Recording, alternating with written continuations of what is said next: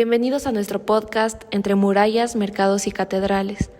En este episodio analizaremos a fondo la ciudad medieval europea, un modelo urbano sumamente complejo que marcó profundamente la evolución del urbanismo occidental y cuyas huellas todavía podemos recorrer en los centros históricos actuales. Normalmente, cuando la gente piensa en una ciudad medieval, imagina castillos, murallas y un laberinto caótico de calles estrechas. Sin embargo, detrás de esa primera imagen existe una estructura urbana y una lógica de diseño muy clara que hoy dividiremos en bloques temáticos para entender a la perfección. Para empezar este recorrido, yo me encargaré de exponer el contexto histórico y el renacer de estas ciudades.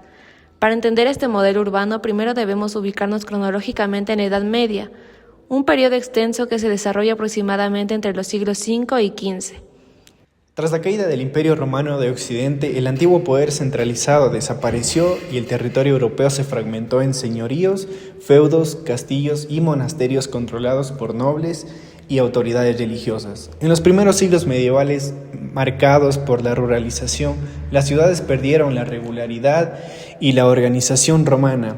Sin embargo, el gran punto de inflexión ocurre a partir de los siglos XI y XII, cuando el comercio comenzó a reactivarse con mucha fuerza. Las rutas comerciales, los mercados locales y las ferias estacionales impulsaron el desarrollo de nuevas urbes y la expansión de las antiguas. Por lo tanto, las ciudades medievales no surgen como un lugar para vivir, sino como una respuesta espacial directa a las necesidades de su época. La inseguridad territorial, el crecimiento económico del comercio, el enorme poder institucional de la Iglesia y la necesidad de organizar la vida colectiva dentro de un espacio seguro y protegido, el comercio tuvo un papel tan central que generó mercados semanales y ferias que conectaban distintas religiones de Europa.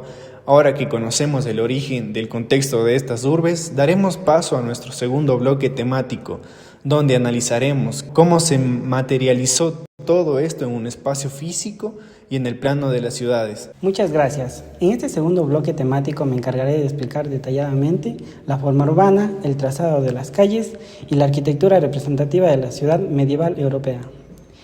El elemento morfológico más reconocible de estas ciudades, sin duda, la muralla, pero desde la perspectiva del diseño urbano, la muralla no es simplemente un muro militar.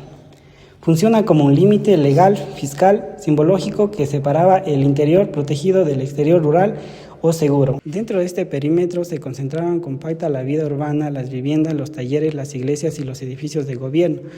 Las monumentales puertas de la ciudad conectaban directamente con los caminos comerciales exteriores, funcionando como estrictos puntos de control, vigilancia y cobro de aduanas.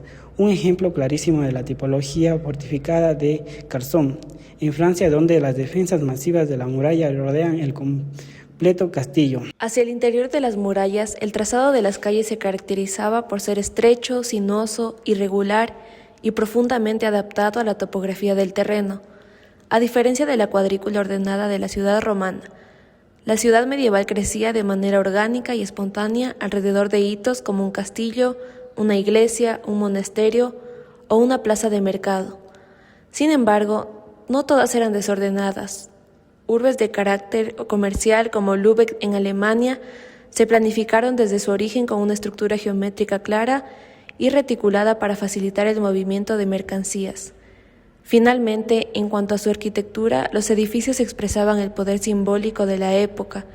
La catedral era el hito más imponente. Su torre o campanario se elevaba por la encima de las casas civiles, organizando visualmente la ciudad y pautando los ritmos del tiempo con sus campanas. Junto a ella, el ayuntamiento y las sedes gremiales cobraron fuerza, demostrando el crecimiento del poder civil de los comerciantes frente a los nobles feudales. Un gran ejemplo de este orgullo arquitectónico y cívico es Siena, en Italia, cuyo centro histórico conserva de manera excepcional su forma urbana original y sus palacios de carácter gótico. A continuación, pasamos al tercer bloque para entender cómo funcionaba la sociedad y la vida cotidiana dentro de estas estructuras de piedra. Muchas gracias por el detallado desglose físico de la ciudad.